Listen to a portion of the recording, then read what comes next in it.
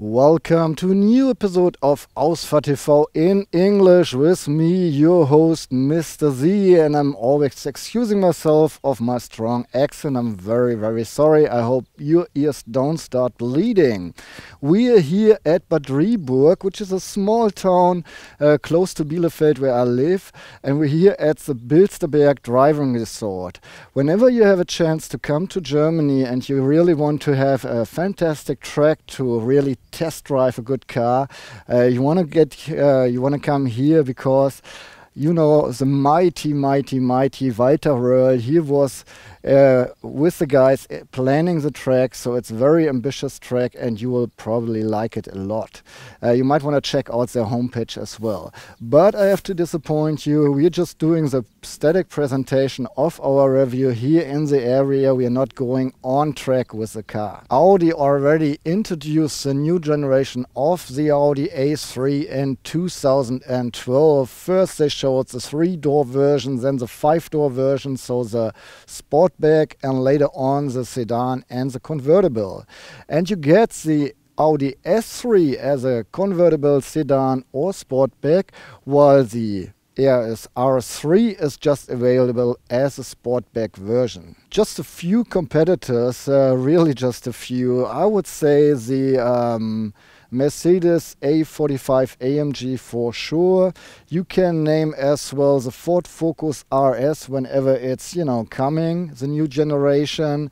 You could name as well the Golf R, but the Golf R just comes with 300 horsepower, or the BMW M135i xDrive. This one has 320 horsepower. Let's open the hood and see the beauty. 2.5 liters, turbocharged, direct injection, 5 cylinders. The beauty with 5 cylinders, it's good for 367 horsepower. It has a maximum torque of 465 Newton meters, and you get them in a range between 1,625 and 5,550 RPM. You always shift with the 7-speed S-tronic automatic transmission, and of course this baby comes by factory setting with all-wheel drive, and Audi calls it Quattro, of course. And you can have, depending on the driving situations, between 50 and 100% of all the torque on the rear axis. Depending, 100% might be a little bit too much marketing, because you only get the 100% if the front axis has no traction at all. Let me give you the basic facts about the Audi RS3. Acceleration from 0 to 100 kilometers per hour or 62 miles per hour in just 4.3 seconds. Wham! The top speed is reached at 250 kilometers per hour or 155 miles per hour. And you can ask Audi to get rid of the limit. Then the RS3 runs up to 280 kilometers per hour, which equals 174 miles per hour. The gas tank of the 2015 Audi R3 Sportback is good for 55 liters, which equals 14.6 gallons. Audi claims a fuel consumption of 8.1 liters on 100 kilometers or 29 miles per gallon, which means that under perfect conditions you can drive up to 670 kilometers or 420 miles without getting gas. And I'm telling you nothing but the truth. That's nothing I reached. The R3 has a length of 4.34 meters, which equals 171 inches, with a wheelbase of 2.63 meters, which equals 104 inches. Its height is 1.41 meter, and that equals 56 inches. And it is 1.8 meters wide, which equals 71 inches. As of the turn radius, you need at least 10.9 meters of free space, so around 429 inches. The curb weight is 1,520 kilograms or 3,351 pounds.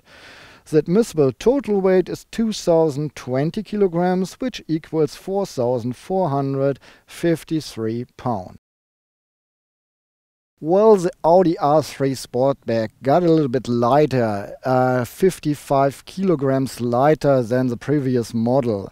And you recognize it in your rear mirror, of course, by the big single frame grille that has this alloy, this brushed alloy frame, and of course the honey mesh grille that is in high glossy black. And here we have the RS3 badge. By factory setting, the new RS3 comes with full LED headlights. First of all, the Audi RS3 is 25 millimeters lower, at least in comparison to the A3 Sportback. The color we have here, it's called Serpent Blue, and it's one of 18 colors you can choose from. The Audi R3 always stands on a 19-inch. You can choose 20-inch from Audi at least, but you have the choice between different alloy rim designs. In the red brake caliper 8, and I'm saying 8 brake piston do their job, and we have 370 millimeters brake disc in the front, 310 in the back, while in the front there's a specialty. We have wave design, there's a brake disc and wave design, and they have holes as well to save some weight, of course. In comparison to the regular A3, the fenders come out just a little bit, and we have sporty side skirts, of course. Well, bikers say loud pipes save lives, so this is a lifesaver for sure. Look at this massive exhaust pipes in the back. This is probably the back. That's a part of the car you will see the very most, if you see it at all. We have the RS3 badge in the back, of course, as well. And in comparison to the regular model, the spoiler on the roof is much bigger. Not only the spoiler is good for aerodynamics, the diffuser between the big massive exhaust pipes as well, helping the car stay on track. We have full LED headlights, so of course we have full LED rear lights as well. Sporty outside for sure. How about the interior? Let me show you around. Before I just tell you, the door opens in an angle of around 80 degrees. Here we have another application with the R3 badge, and I'm stepping over it to put my butt in those nice R3 leather seats. I have to lean out just a little bit to close the door. First thing to test whenever I get into a car, I touch everything, you know.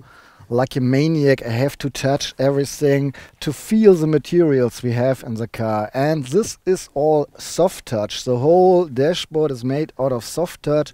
For a premium car, this price around 52,000 euros for the basis version. I would love to see a little bit different materials, not just only the soft touch all over the dashboard. However, we have some silver application right here, and even in the door, by the way, on top we have soft touch as well, a pretty hard one. So, but then we got a leather at the sides here and here as well, soft touch down here. This is hard plastic, but it looks and feels at least like a really good premium hard plastic, so I like to touch it. And of course I'm sitting in the leather sport seats, and we have leather for the armrest as well, leather at the steering wheel, leather at this stick here. So overall I have a premium feeling sitting in the R3 for sure. The MMI display is not facing me, so is in the middle. Everything's more central. However, I can reach everything just fine, and all the switches and handles make sense to me. Talking about space, I'm 180 centimeters tall, so 5'11". Me as well as Tobias, and he's 195 centimeters tall, so 6'5". We have had no problems finding a good sitting position here in the car. We were both sitting and driving very comfortable. Okay, let's start with the usual stuff. Unusual for a sports car, you can adjust the height of the belt on your shoulder. And the belts are indeed pretty long, at least long enough for most people I know.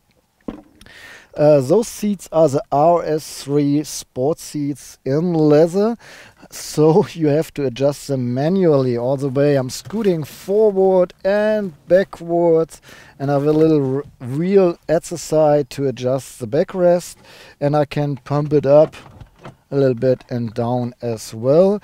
We have an electric lumbar function, so especially for longer rides it's pretty neat to help your back or prevent your back from getting any pain.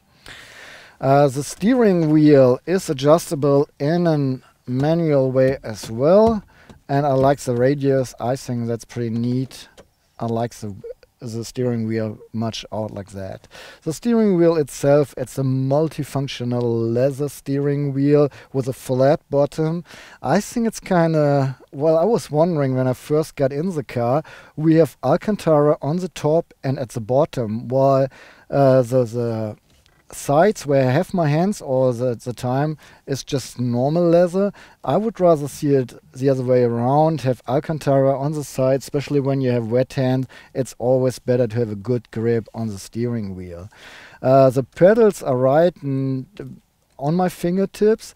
They look pretty nice from my point of view. It's like, you know, it looks like metal and high glossy black paint, but the back part where I touch the pedals, it's just plastic. That's kind of sad, you know. They should have put like real alloy or metal pedals here.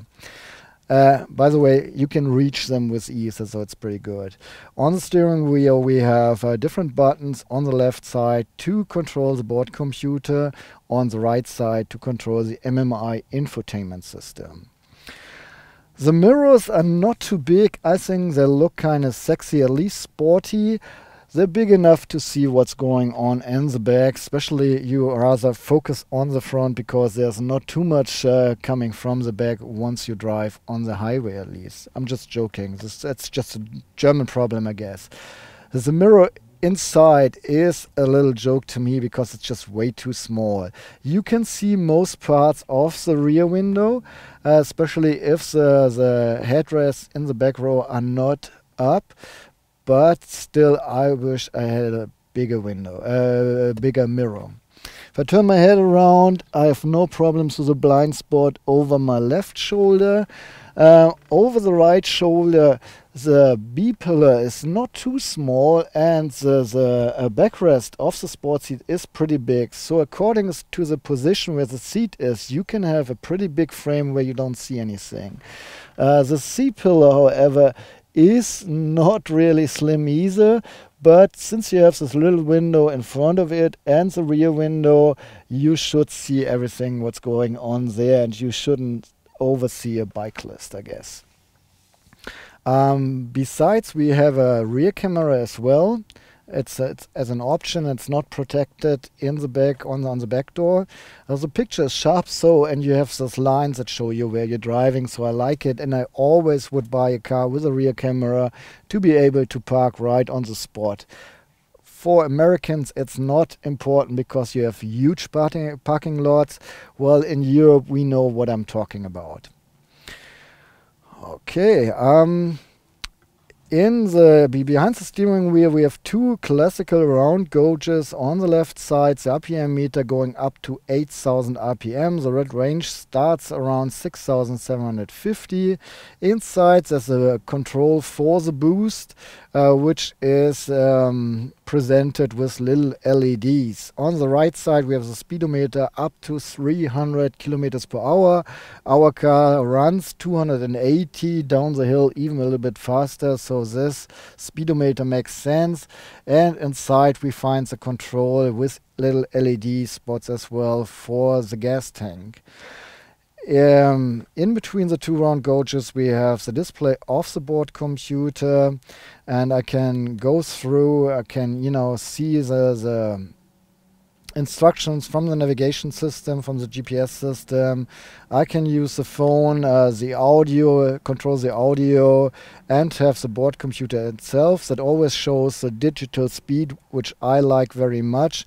And you scroll through all the other values that are presented in a smaller way. I think that's pretty neat. Below that, there's a line for the driving program that you have chosen. So it's park right now for me, and the outside temperature, and we have 27 degrees Celsius outside. I'm sweating here, really I am. I can't really tell you anything about ambient light because I haven't driven this car in the dark. I've driven it quite a while, but it was never dark, so I can't really tell you anything. I think the stripes here at the speakers are illuminated. We don't have a sunroof, and I don't even think you can order one with the RS3. We have the honk here, so, and I will honk the horn now for you guys. That's how it sounds like. A quick walk through all the compartments. We always treat all cars the same because I say if I buy even an RS3, I will use it as a daily driver as well, and it makes no sense for me just to look at track qualities of a sport car, since you use it in daily life and you want to know where can I store stuff and so on. So in the door panels we have space for at least ½ liter bottle. I claim that even a 1 liter bottle fits in there. The bottom is covered with an anti-slip surface, and there's quite a little bit more space for warning vest or anything similar to this size. We have 2 cup holders here. In one cup holder we have this little thingy which has 2 slots. One slot is for the key, so you can always put your key here and it's not scooting around, or you always know where it is. And the bigger slot is for an iPhone or smartphone. I can put mine in there because I have this child protected cover for my iPhone. Well, if you want to use both cup holders, you can remove this easily. This bottle fits in the cup holder with ease too. We have spacers in the cup holder, so even smaller bottles fit in there without shaking. And I see here is another stripe, I guess, for illumination. In front of the 2 cup holders we have another compartment for a pen or something else, maybe keys. It has an anti-slip surface as well. And here in the right we even have a cigarette lighter. Alright, that's funny, we have a cigarette lighter but we don't have an ashtray. This makes no sense. However, on the very end we have the armrest that you can adjust in height, and you can pull it out as well, so even smaller people can use it easily. Below the armrest we have a little compartment. Actually it's called phone box. You can put your smartphone in here, and it has a better connection because it uses the car as an antenna amplifier. What I really don't like about the A3 and the RS3, you still need adapter cables to hook up your smartphone. That's so old-fashioned, and even so we have a plug for a USB cable in here. It is labeled with charge only, so you can't reach the infotainment with it. And it's kind of funny because I have this goofy iPod case and I cannot use this adapter with it because it's too big to fit in here, and when I use the USB adapter I cannot connect my iPhone to the MMI. So this is really old-fashioned. Besides that, there's a little net at the side so I can, you know, squeeze some stuff that shouldn't shake around here in there. There's another net at the bottom right here. I don't know what it's good for. I don't know what you can store in there. There is a drawer under the passenger seat, and you can, there's a the emergency kit is in here, so if you put the emergency kit in the trunk you will even have a little storage up there, because the gloves compartment is pretty tiny. There's not really much space except for the board material. And here we have the infotainment part with a CD slot, 2 SD card readers and a SIM slot, and it's illuminated by the way as well. We have makeup mirrors in both shades, and they are both illuminated by an LED light. And on the left side we have a clip for a ticket or a parking, whatever, you know, whenever you need to show something. And oh yeah, reading lights for the driver and the passenger, or entry light, where both reading light illuminates the room, and a third one as well. You can disable the coming home function, or the, you know, whenever I open the door, I can say no, don't show the light, because I want to rather get out in the dark. Oh, by the way, we have handles on all 4 doors. Actually, I would call it a family car, at least when I talk with my wife about this RS3. We have 4 doors and a 5th in the back. So let me jump in the rear and show you how much space I got here. The frame for entering the car is pretty small. I have to fold myself a little bit to get in here, but this way the door closes easily. Shades off. I'm quite surprised how much space I got here in the back of the RS3. I'm 180 centimeters tall, so 5'11", and I have lots of leg room and even headroom. The seats are formed out, so I can sit pretty comfortable without, you know, shaking around while the driver is making sporty moves. My mate Tobias, he is 195 centimeters tall, so 6'5", and even he can sit here comfortable, he says. Well, he doesn't have much leg room, but he can lean back his head, so he has enough headspace. So even for taller people, they can sit here just alright. I will move in the middle just for a second. I'm sitting a little bit harder here in the center. So the pillow where I'm sitting on is harder, as well as the backrest. And I'm sitting a little bit higher this way, but still I even have headspace, and I'm sitting on the locks of the door of the safety belts, which means that 3 grown-ups my size can sit in this car in the back for a couple kilometers, maybe 100. I think this will work just fine. For the kids, we have Isofix hooks on the outer seats. The locks of the safety belts are stable, so kids can buckle up themselves with ease. And the door belts are really long, so no problem hooking up baby shelves or child seats. The windows roll down, power driven, but the window is not going down all the way. Actually, it's pretty big, this piece that stands out. I don't like this too much, but I've learned that most people really don't give a damn about it. I don't know, I do. My kids hate it. We have handles on both doors as well. Here's a little hook for your jacket, and on the B-pillar is another hook. We have nets on the back of the front seats, where you can, you know, put a leather map or some magazines. It's not too much space, but still, you know, enough space to put something in. Okay, we have air outlets here and even a 12-volt outlet. In the door panels, we have enough space for this half-a-liter bottle, and even a little bit more of space for maybe a wallet or a Nintendo DS or anything similar. There's an armrest here as well, and you can open it, have a little storage where the bottom is covered with textile, and there are 2 cup holders folding out here. Too bad this bottle is just too big for them.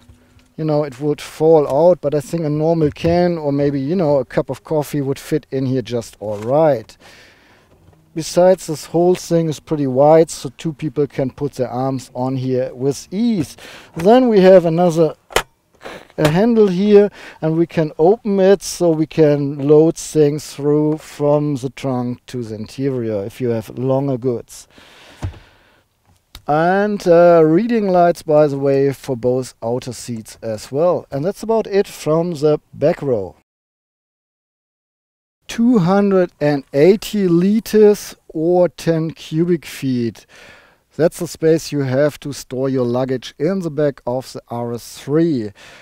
By the way, you can't order an electric door. so you can't remotely open the trunk. This is the key, looks like a normal A3 key, except we have an RS badge on the back. By the way, that's a comfort key. You pay extra for this option, and it means you can leave the key in your pocket and just walk to the door even if the car is locked, and it unlocks while you touch the door. Okay, our tripod case fits in here, so at least we have a height or width of 1 meter. Let me look around. On the left side we have a little compartment with a net, and in the floor we have a 12-volt outlet. We have 2 hooks for shopping bags maybe. We have 4 hooks to tie up things, and they deliver a net as well.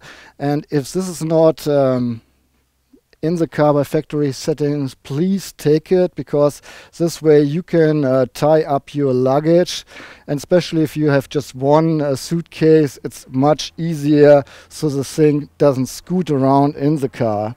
We have 2 little lights, LED lights, to illuminate the trunk, and we can lift the bottom. Here we have the big subwoofer of the Bang & Olufsen system, as well as a battery and a tire fit.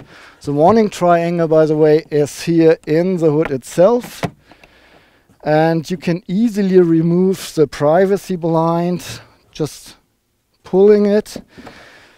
We have little handles here, and you can reach them easily even if you're smaller than me, and so the rear bench falls in 60% on the right and 40% on the left. So I just measured everything for you. First of all, you don't get a plain service once you flip the back seats. You have a length of 1 meter and 40 if you flip the seats. You have at least 1 meter in width, and if we flip the seat back, it's around 65 centimeters deep, the trunk. Once you flipped everything, you have a storage for 1,120 liters of luggage. If I want to lift something in the trunk, those are 70 centimeters and go 7 centimeters down, and the door opens to a height of 2 meters and 10. You can store up to 500 kilograms inside the RS3, of which 75 kilograms can be put on the roof, and you cannot install a hook for trailers, of course.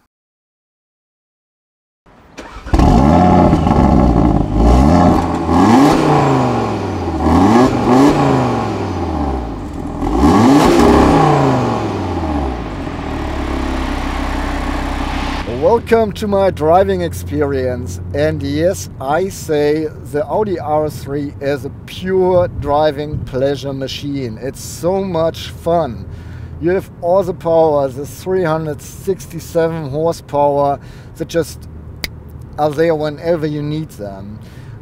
First of all, I really enjoy that you have different driving modes. You have a drive select button here, and you can switch between 4 driving modes.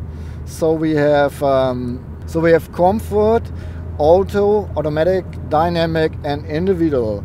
And in individual you can change the setting for the engine, so how much power comes when you put the throttle, the steering, the sound of the engine or the exit system, and the adaptive cruise control. So we don't have an adaptive suspension here in our car. Once you drive in comfort, the exit setting is really calm, so you can drive this car just like a regular A3, which is nice because if you don't want to disturb your neighbors while driving in your neighborhood, you just drive it like a regular car. But once you put it in dynamic or in individual, the sound setting to sport, then this engine really gives you goosebumps when you accelerate. I will do this right now.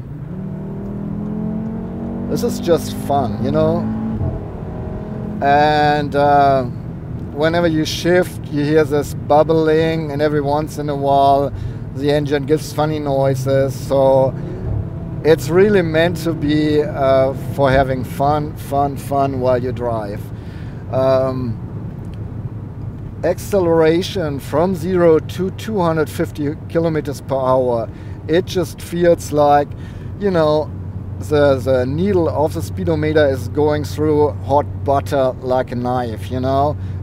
You really don't see any delay, it's just going straight away. We can go 280 with our car, so above 250 it gets a little bit slower, but still it's really amazing how the power is getting into the car and puts the power into acceleration. I'm very content with the suspension as well. Well, let's put it this way. I would rather have an adaptive suspension, so once you drive in comfort, you have a more comfortable setting, because you always have the same sporty setting of your suspension. And since it is sporty, once you just run for your groceries, you would really enjoy to have it a little bit more comfortable. But on the Autobahn, just going 250 in my special curves here on my sort of private, my home Autobahn, I was amazed how good the car is on the road and stays on the road. It's really sheer amazing. I have this special curve. I'm always going full speed with all the sport cars, and I could realize at 250 here without the car drifting out of the curve too much. So I didn't have to correct the steering too much, which I thought was pretty amazing. So the handling of the car, even on country roads where you have, tighter curves, is really fun and amazing. It's a pure driving machine and really enjoyable. The steering takes its part there. It's a really direct steering, gives you a lot of feedback, and especially on higher speed, it's nice and stiff, while in the city you can even maneuver the big tires with ease. So it's just perfect. I'm sorry, they really made a nice car out of it. I haven't been on track with the car. I've just read two comments or two reviews from colleagues I know, and they say yes, it is just a perfect car. It's a little bit too perfect almost, because it's a little bit too easy to drive on track. However, I can imagine that you can even have lots of fun on track with this car. The brakes work awesome as well. We don't even have the carbon brake in here. And I had one or two incidents on the Autobahn the other day where I was coming with high speed from the back and someone didn't realize that I was driving so fast and he pulled in my lane, so I had to, slow down immediately, and the brakes just worked fine. And even on the country roads, when you put your foot on the brake before the curve, it just works the way you want it. You really want it and enjoy it, and that's a good thing. Just the last word about wind noises. They start around 120 kilometers per hour, really slightly. Around 200 you really hear them, and it gets a little bit louder, but you still can have a nice conversation. So it's even, nice and calm, unless you use the sport exit system. We have quite a few assist systems here in our car. We have the blind spot warner, 4 LEDs in the mirror cap that warn you once someone is in your blind spot, and if you don't see this and put the turning signal that you want to change lane in this direction, it's flashing, and you do see this flashing at least. If you haven't seen the light before, the flashing is really warning you. We have a traffic sign recognition, worked with charm all the time. We did around 2,000 kilometers with the car, and so I can say, yeah, that worked fine. So does adaptive cruise control. I'm really a big fan of adaptive cruise control. It might be a German only thing because we have so many different speed limits here. Hello? Can you drive? Okay. We have so many different speed limits, so that every once in a while you just want to stay behind someone who's catching up with speed limits for you, and you just keeping the distance to the car in front of you. So that's pretty nice. We have an active lane keeping assist, which, yeah, I think it's pretty much the same in all Volkswagen, Audi, Skoda cars. It recognizes the lanes starting at a speed of 70 kilometers per hour, and it's active, helping you. It's helping you in an active way to stay in the lane. It's not too much, so you have no problems to overrule the assist anytime you want to. But especially when you just do your daily drives, it's a good thing because it just helps you and prevents you from, losing the lanes. We do have the Bang & Olufsen premium sound system here in combination with the MMI. I like the MMI, even it's the older version that does not support CarPlay yet. I'm not 100% convinced about the Bang & Olufsen system. I just recently drove to BMW with a Karman Kardon system, and I think especially in the middle parts they do better, but overall this system is already nice. And if you listen to your music pretty loud in the car, if you want to listen, because if you put it on loud you hardly hear the exit system anymore, then it's just fine. It's okay, but I've heard better stuff and just want to let you know.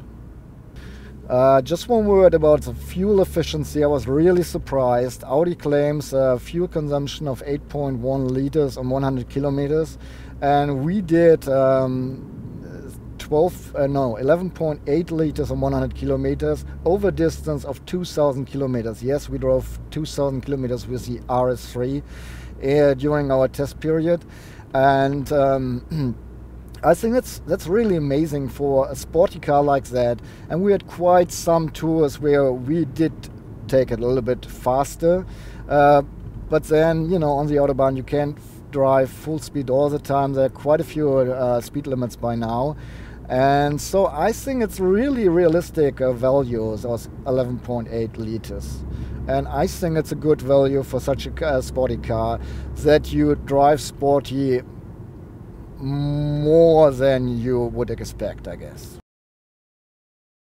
Before I'm coming to my resume, I would like to apologize. We didn't have too much time lately in the last 14 days, so we had to film this review on different days, and so you have the gasp of different surroundings all the time. However, my sum up about this car: driving fun, positive. I think it's just so much fun driving this car. A daily drivability, well, overall it's an A3 Sportback, so you have space for at least 4 grown-ups, even a trunk where you can put your groceries or luggage in. And if you don't expect to drive with the whole family in the vacation for 4 weeks, this car does good as a daily driver. Fuel consumption was really surprising for me. Audi claims a fuel consumption of 8.1 liters of 100 kilometers. We drove this car around 2,000 kilometers now, and we have a fuel consumption of 11.8 liters. And I think that's 45% more than Audi says. But having this sporty car, and we did drive sporty quite a while, this is just a good value. And I think this 12 or 11.8 liters are really realistic, because I was driving on the Autobahn slowly and fast as well. We took the car in the city for quite a few trips, so and even on country roads. I think it's a pretty realistic value. If you want to go full speed all the time, that will be probably a little bit more of fuel that you waste. Comfort, driving comfort is it's a little bit tacky. The seats are fine. I would like to have a little bit more side support, so and the suspension, you can get an adaptive suspension. Our car didn't have it, so you always drive with the same setup, and this is pretty stiff, which is good for your sporty drives. But if you just do your groceries in the city, it's a little bit too stiff for my taste, at least. But you gotta know you're buying a sporty car, so you buy a sporty suspension as well. Overall, this car made me smile quite a few times, and I enjoyed having it for this time. And yeah, I wouldn't mind having one, for sure. Okay, that's it. If you have any questions, please put them in the comments below. If you have any suggestions for us, feel free to let us know. We are open for critics as well. And if you like this clip, this review, please give us a thumb up. That's motivation for us. I'm your host, Mr. Z. I hope you stay tuned until our next clip, and I'm saying goodbye.